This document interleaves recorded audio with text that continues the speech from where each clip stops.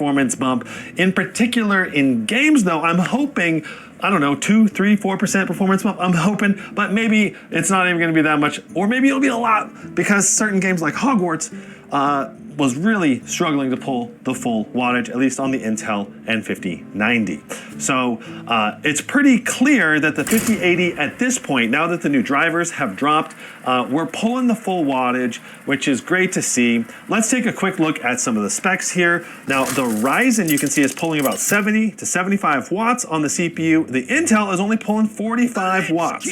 Look at those temperatures on the CPU and GPU as well, in the 50s with the water cooler. It's especially low because, again, the Intel is not pulling as much wattage as it probably should be in this test.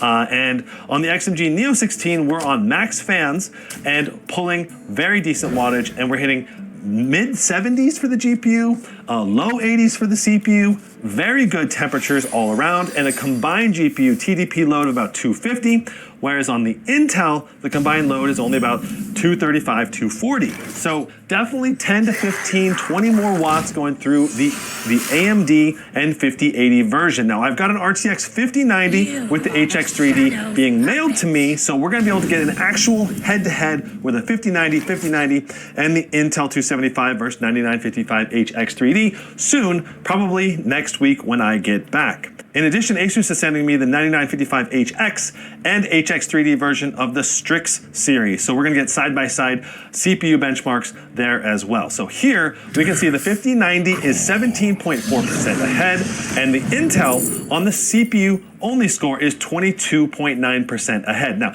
this is Time Spy.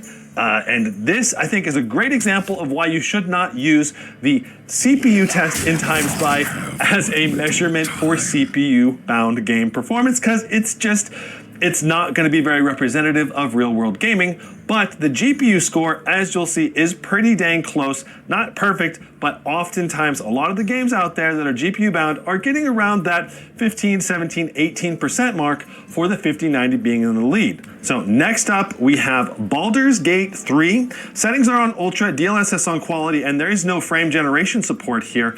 Out of the gate, you can see that we're averaging almost the same FPS, 270 on both systems. 1% lows are actually a little better on Intel right at the beginning here. As we continue on, you can see that the 5080 is pulling almost 20 watts more than the 5090 with these new drivers. And so again, I'm expecting the 5090 to boost higher in the upcoming tests. 1% lows are pretty dang close. The wattage pull on the Intel is proper. We're getting 80, 90 watts on the Intel, 65 watts on the Ryzen, and we're getting excellent performance on both machines, with 1% lows being very close within variability and retesting range of one another. The frame time graphs are also looking excellent on both. The 5090 in this test only comes out about 4% ahead of the 5080, and I think this is largely due to the much higher wattage pull of that 5080. In addition, the 9955HX3 just barely beats out the Intel 275HX in 1% lows, only by about 3%. So next up, we have Counter-Strike 2 on the benchmark here. First settings, we're doing very high side by side, and you can see that the RTX 5090 is pretty much consistently getting just a little bit more FPS. And you can also see that the GPU over here is getting about 98%, 99% utilization as well. So we're very GPU bound in Counter-Strike 2 when you're on very high settings and with no upscaling right now. So that's very important to keep in mind. Now, I did also test low settings on the 9955HX3D so that I can see what that performance is like, but we don't have that test for the RTX 5090. So we'll just have to see what the results are for the 9955HX3D. At the end here, you can see we got 280.6 FPS on the 5090, 242.6 on the 5080. Obviously, excellent FPS on either system, but the X3D chip provided 6 additional FPS for a gain of 4.1% over the Intel chip.